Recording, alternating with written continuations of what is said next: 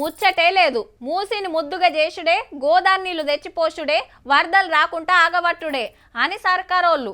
చెల్ ఒడ్డుకున్నోళ్ళ ఇండ్లు ఎట్లా కూలగొడతారు? మేము మూకునే కథే కాదని ప్రతిపక్షాలు.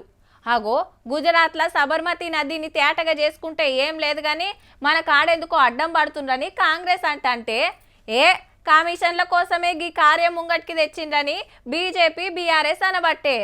గిసొంటి అల్లా అసలు మూసిని ఎట్లా మార్చబోతుంది, ఏం చేయబోతుంది వివరంగా చెప్పిండుల్లా ముఖ్యమంత్రి సారు.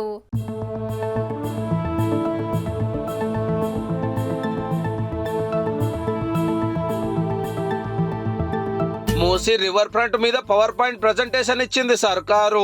మూసీ నది ఏడగొట్టింది, ఎటుకెళ్ళి ఎట్లా వారింది, పట్నంలోకి వచ్చినాక ఎంత ఆగమైంది, మొత్తం టీవీల బొమ్మలు మ్యాపులు చూపించుకుంటా చెప్పిరు ఆఫీసర్లు.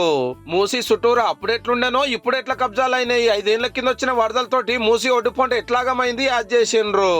అప్పట్లో బయట దేశాలలో నదులు ఎట్లుండే ఇప్పుడు ఎట్లా మార్చిరో చూపించిండ్రు.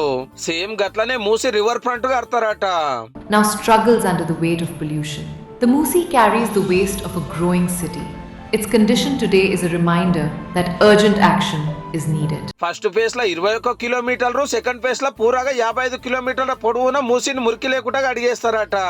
పార్కులేంది, బిల్డింగ్ లేంది, మొత్తం గ్రాఫిక్స్ వీడియో చూపిస్తుంటే మస్తు అనిపించింది. ఏళ్ళ కమానం మూసిని గింత ఆగం చేసుకున్నాము, ఇప్పుడు తేటగేయాలంటే ప్రతిపక్షాలు అడ్డం పడుతున్నాయి. పబ్లిక్ కు తిప్పలు కాకుండా అన్ని తీరు రాసరైతాము, పక్కా గట్టి తీరుతాము అనుకొచ్చిండు సీఎం సారు. ఒక విషం, ఒక కాలుష్యం, అది కాలుష్యం దాటి విషంగా మారి ఈరోజు నల్గొండ ప్రజల జీవితాలను అతలాకుతలం